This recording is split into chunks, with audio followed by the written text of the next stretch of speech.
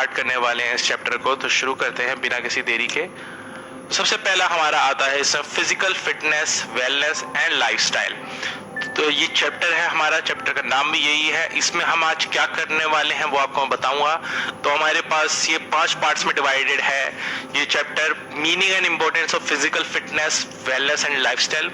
क्या मतलब होता है और क्यों जरूरी होती है फिजिकल फिटनेस, वेलनेस और लाइफस्टाइल का, क्या क्यों जरूरी होती है, ये सब हम डिस्कस करेंगे आज यही पार्ट में। हम डिस्कस करेंगे ये सब को, और इसके बाद नेक्स्ट पार्ट्स में हम क्या करने वाले हैं वो भी बता देता हूं आपको। फिर हम components of physical fitness discuss करेंगे नेक्स्ट पार्ट में।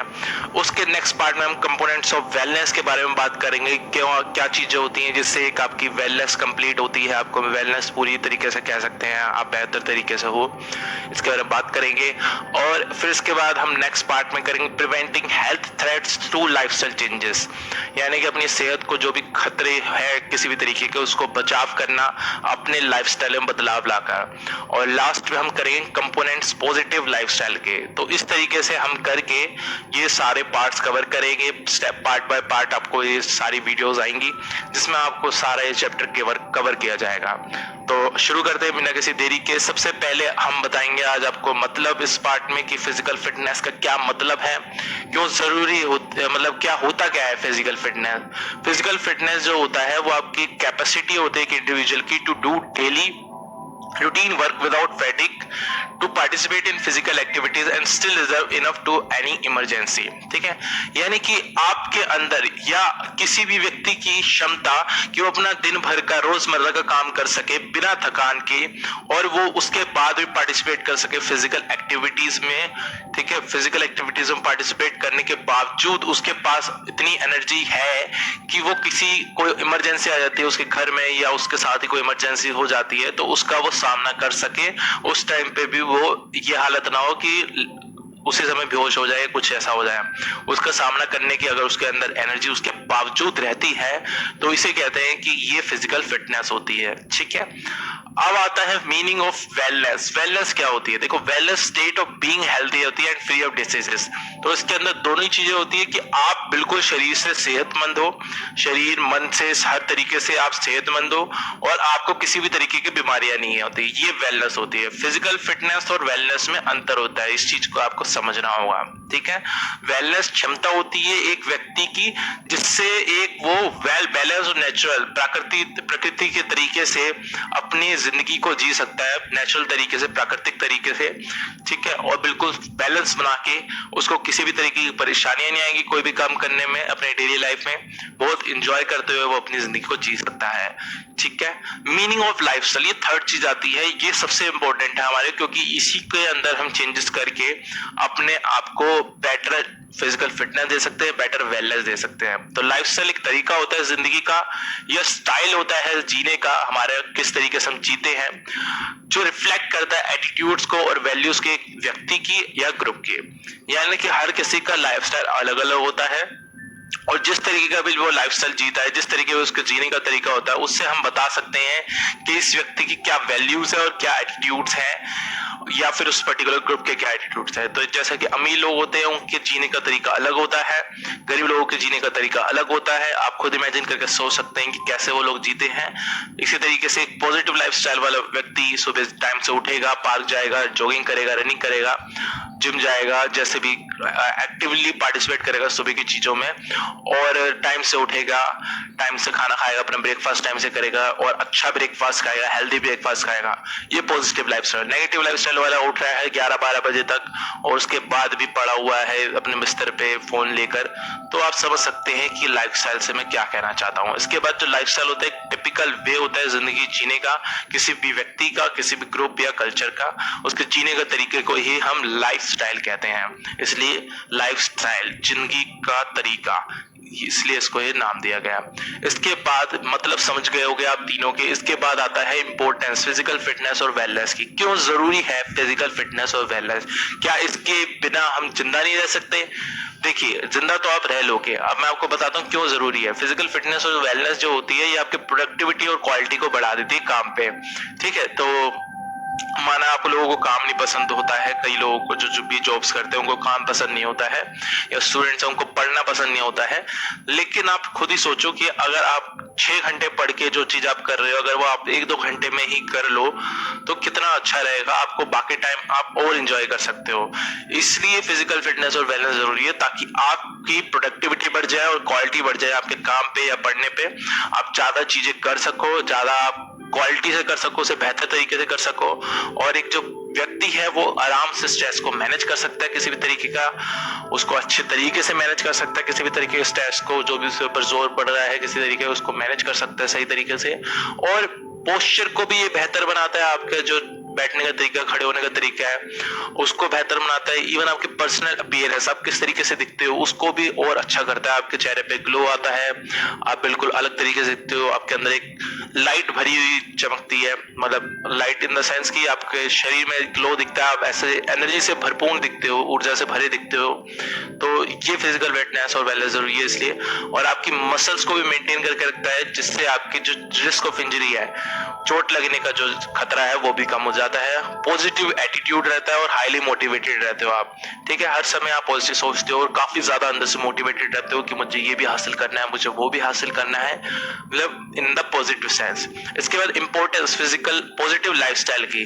पॉजिटिव लाइफस्टाइल क्यों जरूरी है तो ये देखते हैं, ये आपकी लॉन्गेविटी को बढ़ा देता है, आप ज्यादा जीते हो, इससे आपकी उम्र बढ़ जाती है, आपका जो एजिंग प्रोसेस है वो धीरे हो जाता है, ठीक है, धीरे धीरे आप एज होते हो, आपकी स्किन जल्दी एज नहीं होती, आपकी बॉडी जल्दी एज नहीं होती, बीमारियों का खतरा भी कम हो जाता है, जो जैसे जैसे उम्र के साथ जो बीमारियां लगती है उसका भी खतरा कम हो जाता है, और increases the level of energy, आपके अंदर की ऊर्जा को बढ़ा देता है, आप ज्यादा एनर्जेटिक हो जाते हो, आपके सेटिस्फेक्शन, आपको खुशी देता है अंदर से, उसको सेटिस्फेक्शन को बढ़ा देता है, आप ज्यादा अंदर से कंटेंट रहते हो, प्रोडक्टिविटी को बढ़ा देता है, जैसे कि मैंने आपको बोला कि किसी भी काम को आप ढंग से तरीके से कर सकते हो, मदद करता है आपके डिप्रेशन को कम करने में, आपको किसी भी तरीके का दुख दर्द इस तरीके की चीजें आपको उसको कम करने में मदद करेगा, और हार्मोन लेवल को आपको एलिवेट करता है, बढ़ाता है, ऐसे हार्मोन्स को बढ़ाता है जिससे आपको खुशी मिलती है, और रेगुलेट करता है पॉजिटिव थिंकिंग को, आप ज्यादा से ज्यादा पॉजिटिव सोचने लगते हो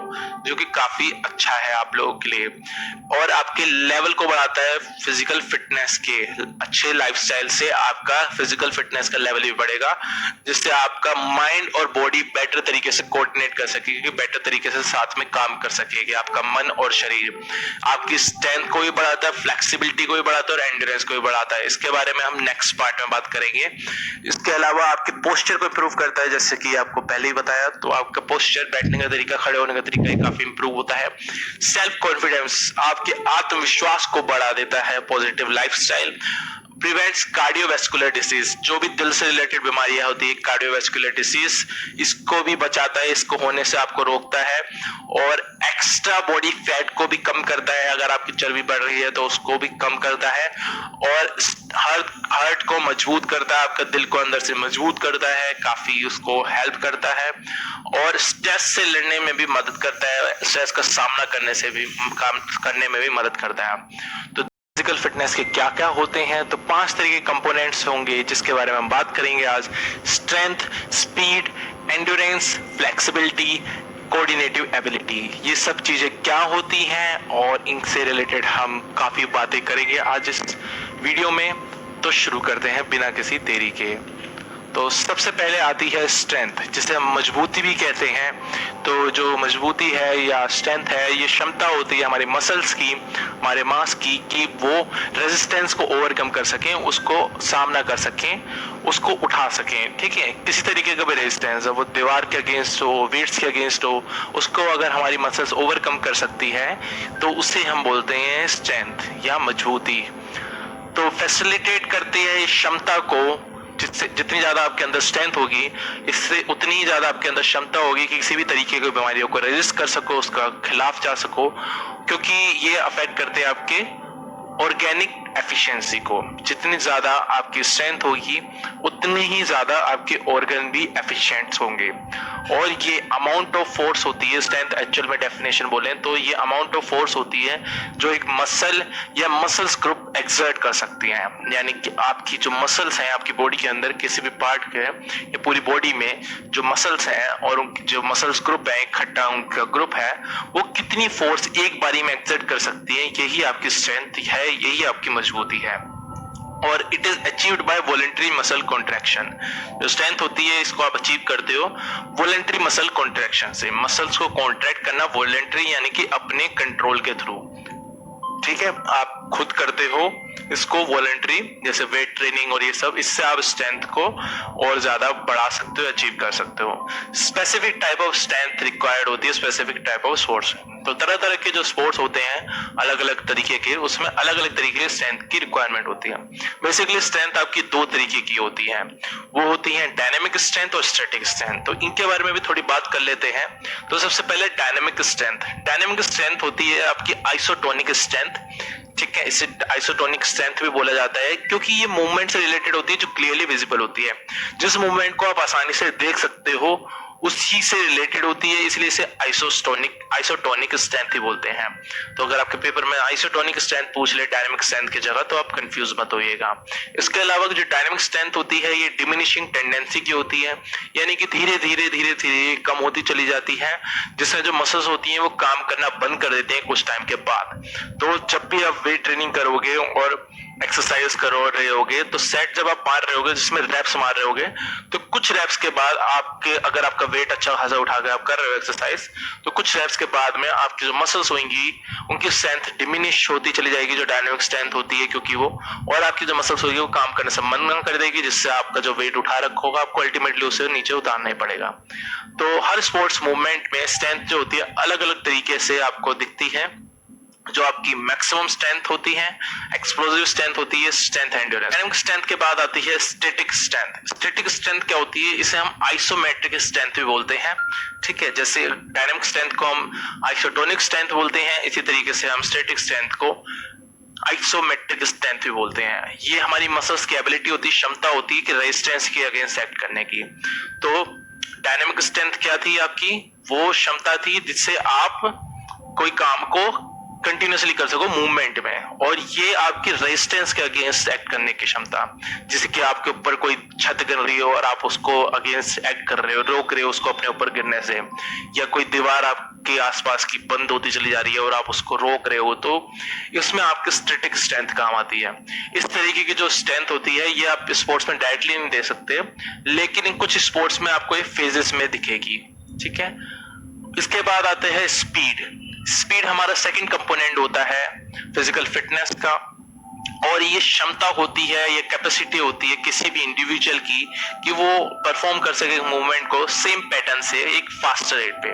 तो कोई भी तरीके की मूवमेंट जो वो नॉर्मल रेट पे करता है, अगर उसको वो तेजी से कर सके, एक फास्टर रेट पे कर सके, तो उसे हम कहते हैं स्पीड। अलग अलग स्पोर्ट्स स्किल्स को चाहिए होती है, अलग अलग तरीके की फास्ट मूवमेंट्स और क्विक रिएक्शंस, ठीक है।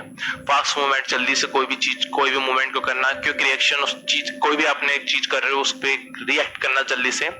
तो ये आपकी अलग अलग चीज होती है अलग अलग स्पोर्ट्स स्किल्स में। स्पीड जो होती है वो डिपेंड करती है हेरिडिटरी फैक्टर में, specially types of muscles fibre जो होती है, एक होती किसी के पास है, वो आपके हेरिडिटरी फैक्टर पे डिपेंड करती है। तो दो तरीके के आपके मसल फाइबर होते हैं, fast Twitch fibre, slow Twitch fibre. इसके ऊपर डिपेंड करता है कि आपकी बॉडी किस हिसाब से वर्क करेगी, क्योंकि जो फास्ट ट्विच फाइबर्स होते हैं बहुत तेजी से कॉन्ट्रैक्ट करते हैं और मैक्सिमम फोर्स को प्रोड्यूस करते हैं, लेकिन फैटीग क्विकली, लेकिन जल्दी थक भी जाते हैं। तो फास्ट ट्विच फाइबर्स स्प्रिंटिंग के लिए अच्छे होते हैं, ठीक है, लेकिन ज्यादा फोर्स को भी प्रोड्यूस करते हैं बट थक भी जाते हैं, तो आप इससे मैराथन नहीं कर सकते फास्ट ट्विच फाइबर्स, मसल आपके में ज्यादा होगी तो। और स्लो ट्विच फाइबर्स धीरे धीरे कॉन्ट्रैक्ट करते हैं, लेस फोर्स को प्रोड्यूस करते हैं, लेकिन फैटीग धीरे धीरे करते हैं, मतलब थकान आपको धीरे धीरे होती है, तो आप इसमें आराम से मैराथन कर सकते हो अगर आपके स्लो ट्विच फाइबर ज्यादा है। अब जो एक्टिविटी होती है स्पोर्ट्स पर्सन की, हम इसको डिसाइड कर सकते हैं परसेंटेज पे, जो भी उसके अंदर फाइबर्स है एक इंडिविजुअल के अंदर, ठीक है। तो किसी भी व्यक्ति की, स्पोर्ट्स पर्सन की एक्टिविटी है कि को क्या करना चाहिए उसे, वो हम इस चीज पे डिसाइड करना चाहिए कि कितनी उसके बॉडी के अंदर फाइबर्स हैं, कौन सी परसेंटेज की फाइबर ज्यादा है, फास्ट ट्विच फाइबर ज्यादा है, इसकी स्लो ट्विच फाइबर ज्यादा है, ठीक है। तो ये तो हो गया आपका स्पीड। इसके बाद आती है एंड्योरेंस की बात। एंड्योरेंस होती है एक क्षमता आपके अंदर एक एक्टिविटी को लगातार करते रहने की, एक एक्टिविटी को लगातार आप करते रहना कि बिना किसी दिक्कत के, ठीक है, आपकी एक क्षमता कि आप फैटिग को रेजिस्ट कर पा रहे हो, थकान को आप रेजिस्ट कर पा रहे हो, उसको थकान अपने शरीर में नहीं होने दे रहे, ये भी एंड्योरेंस होता है। जितने भी स्पोर्ट्स होते हैं वो एंड्योरेंस जो होती है बहुत ही ज्यादा जरूरी होते हैं, ठीक है। कोई भी स्पोर्ट्स आप खेल लो दुनिया का, उसमें एंड्योरेंस बहुत ही ज्यादा जरूरी होती है। मेजर करते हैं नंबर ऑफ रिपीटिशन से, हम इसे कितनी देर तक हम कर रहे हैं, टाइम से मेजर कर सकते हैं कितने आप नंबर ऑफ रिपीटिशन मार रहे हो। दो तरीके के होते हैं, शॉर्ट टर्म एंड्योरेंस और लॉन्ग टर्म एंड्योरेंस। तो शॉर्ट टर्म एंड्योरेंस उन स्पोर्ट्स में चाहिए होती है जहां पे जो एक्शन होता है बहुत ही कम टाइम के लिए होता है, लेकिन काफी इंटेंस होता है, यानी काफी इंटेंसिटी के साथ वो एक्शन लेते हैं, लेकिन काफी थोड़ी देर के लिए होता है, जैसे hockey, football, wrestling, weight lifting, shot put etcetera. जबकि लॉन्ग टर्म एंड्योरेंस की बात करें तो ये ऐसे स्पोर्ट्स में चाहिए होते हैं जहां पे जो एक्शन होता है काफी देर तक होता है, लेकिन इतना इंटेंस नहीं होता है, जैसे कि long distance races, long distance swimming, road cycling, ये सब। इसके बाद आता है इंप्रूवमेंट मेथड। ये आपका थर्ड तरीके का है जिससे आप इनको इंप्रूव कर सकते हो इन एंड्योरेंसेस को। तो आप कंटिन्यूस ट्रेनिंग से आप इंप्रूव कर सकते हो, इंटरवल ट्रेनिंग से इंप्रूव कर सकते हो, रिपीटिशन से भी इंप्रूव कर सकते हो, ठीक है। कंटिन्यूस ट्रेनिंग में आपको ट्रेनिंग लगातार करनी पड़ती है काफी टाइम तक, इंटरवल ट्रेनिंग में आप ब्रेक ले लेके करते हो ट्रेनिंग को, और रिपीटिशन में आप उस ट्रेनिंग को बार बार रिपीट करते हो, तो टाइम के साथ में आपको एंड्योरेंस बढ़ती चली जाती है। तो ये सब है आपका एंड्योरेंस रिलेटेड। इसके बाद नेक्स्ट कंपोनेंट आता है फ्लेक्सिबिलिटी। ये range of movement of joints होती है, यानी कि आप अपने जॉइंट्स को कितना ज्यादा मूव कर सकते हो एक पर्टिकुलर डायरेक्शन में, अलग अलग जॉइंट्स को आसपास आपकी कैसी मूवमेंट्स है, इसी को हम फ्लेक्सिबिलिटी बोलते हैं। जो रेंज ऑफ मूवमेंट्स होती है वेरी करती है सिग्निफिकेंटली जॉइंट टू जॉइंट, एक जॉइंट से दूसरे जॉइंट पे अलग अलग होती है, लेकिन ये स्ट्रक्चर पे डिपेंड करती है, सराउंडिंग जो आसपास के टेंडन्स होते हैं, लिगामेंट्स होते हैं और मसल टिश्यूज होते हैं, उसके स्ट्रक्चर पर डिपेंड करती है। जो फ्लेक्सिबिलिटी होती है ये रिलेटेड होती है जेनेटिक फैक्टर से और फिजिकल एक्टिविटी प्रोग्राम से भी, ठीक है। आपके जेनेटिकली क्या आपके पेरेंट्स से आपको जीन्स मिले हैं उसके ऊपर भी फ्लेक्सिबिलिटी डिपेंड करती है, और इवन फिजिकल एक्टिविटी प्रोग्राम्स पे भी डिपेंड करती है, उससे भी आप अपनी फ्लेक्सिबिलिटी को बढ़ा सकते हो। तो दो तरीके की आपकी फ्लेक्सिबिलिटी होती है, पैसिव फ्लेक्सिबिलिटी और एक्टिव फ्लेक्सिबिलिटी।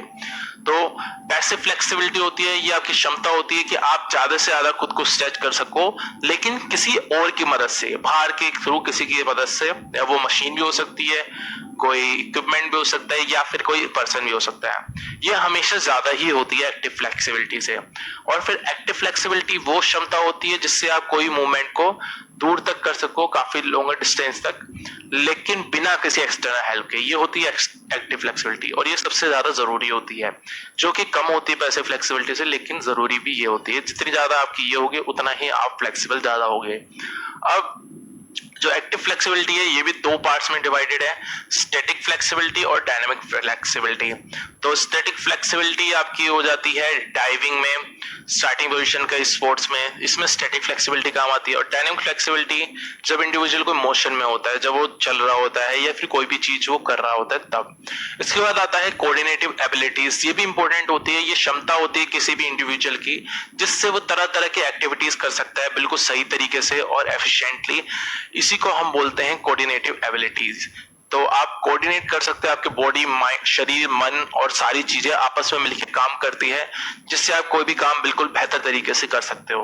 तो एक्यूरेसी, रिदम, फ्लो और कंसिस्टेंसी डिपेंड करती है आपकी कोऑर्डिनेटिव एबिलिटीज पे, ठीक है। जो भी आपकी एक्यूरेसी है, कितने आप सही तरीके से कोई चीज कर पा रहे हो, कितने रिदम से करते जा रहे हो, एक फ्लो से करते चले जा रहे हो और लगातार करते चले जा रहे हो, वो सब चीजें डिपेंड करती है कोऑर्डिनेटिव एबिलिटीज है, ठीक है। अलग अलग तरह की कोऑर्डिनेटिव एबिलिटीज होती हैं, balance ability, rhythm ability, adaptation ability और रिएक्शन एबिलिटी।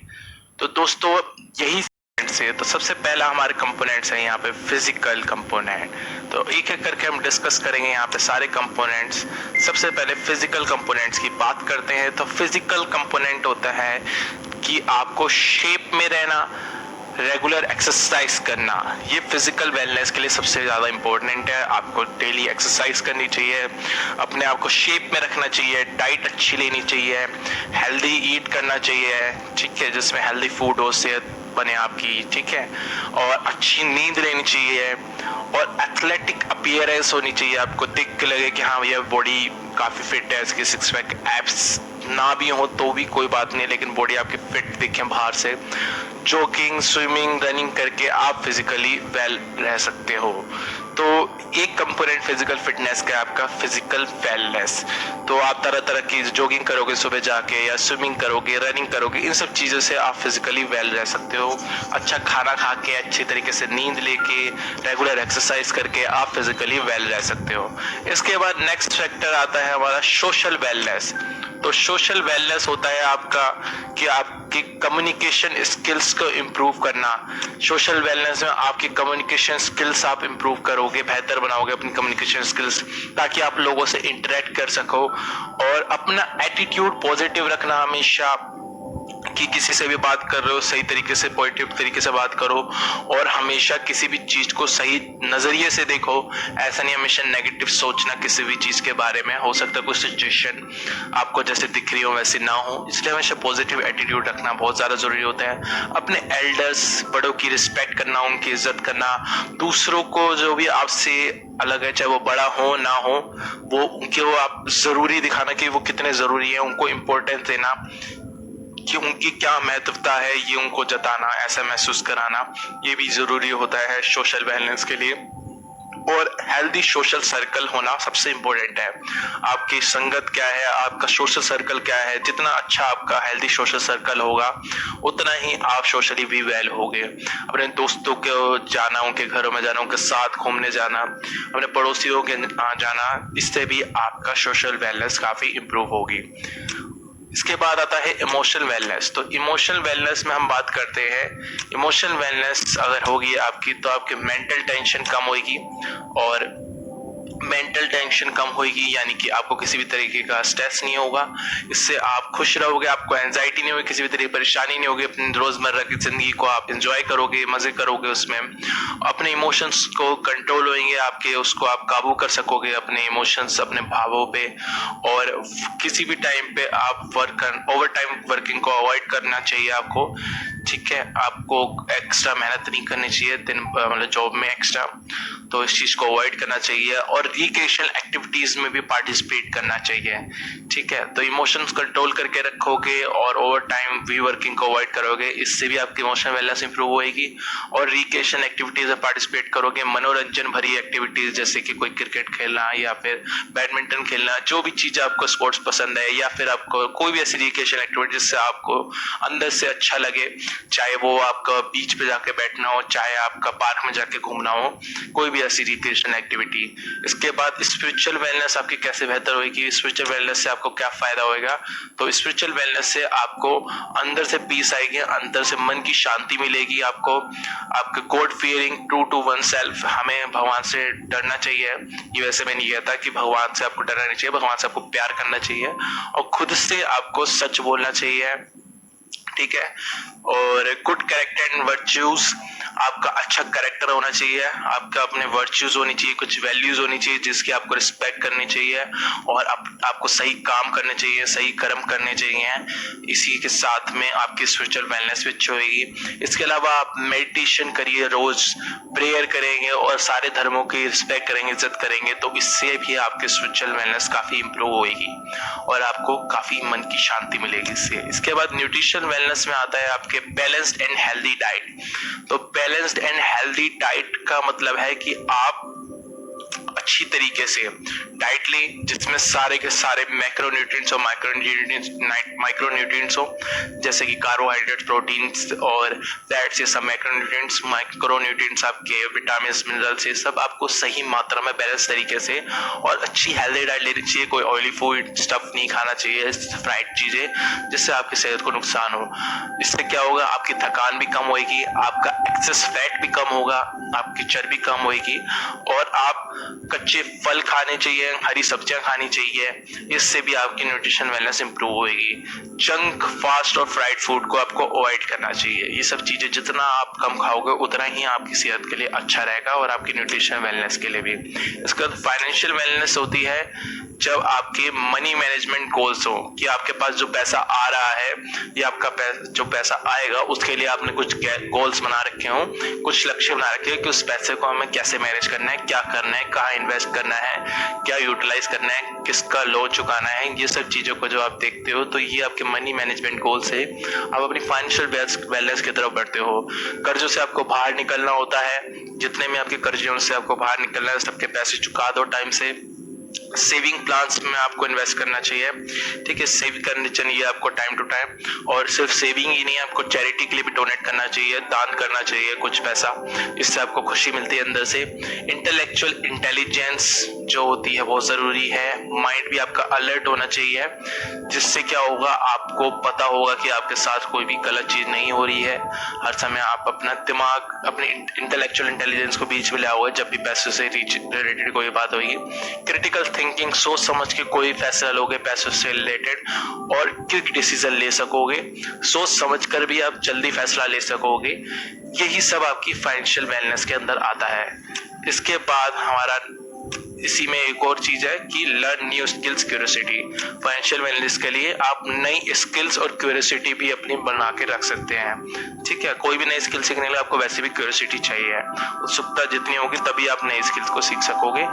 तो ये दोनों चीजें अगर आपके पास होगी तो आप फाइनेंशियल वेलनेस के तरफ और बढ़ सकते हो। इसके बाद आती है एनवायरमेंटल वेलनेस, तो जो कि लास्ट है इसमें। एनवायरमेंटल वेलनेस क्या होती है आपकी, ये होती है awareness of environment, recycle of products, ठीक है, कि आपके आसपास का एनवायरमेंट कैसा है उसके बारे में आपको होश होना, उसके बारे में आपको पता होना कि क्या आपकी जो प्रकृति है, आपका नेचर है, आसपास का सराउंडिंग्स है आसपास की, उसके बारे में आपको जानना, इसको अवेयरनेस कहते हैं। और प्रोडक्ट्स को रिसाइकल करने के बारे में कि किस तरीके प्रोडक्ट्स को रिसाइकल कर सकते हो, करने को भी इसी में आता है। इससे आपका एनवायरनमेंट, आसपास का आपको एनवायरनमेंट वेलनेस मिलती है। और इंडिविजुअल्स जो भी होते हैं, ऐसे व्यक्ति, वो काफी हेल्दी होते हैं, सेहतमंद रहते हैं। पोल्यूशन कम आप करोगे, ठीक है, पोल्यूशन रिड्यूस होएगा आसपास का आपके, और इन्फ्लुएंस करेगा सारे के सारे ऊपर कंपोनेंट्स को, जो आपने अभी बात की थी, सारे के सारे वेलनेस कंपोनेंट्स को। और पोल्यूशन फ्री और ग्रीन एनवायरनमेंट होएगा, ऐसा एनवायरनमेंट होएगा जहाँ पे कोई पोल्यूशन नहीं होएगा या फिर कम से कम पोल्यूशन होएगा, और हरे भरे पेड़ लगे होंगे हर जगह। तो ये आपका एनवायरमेंटल वेलनेस में आता है। तो दोस्तों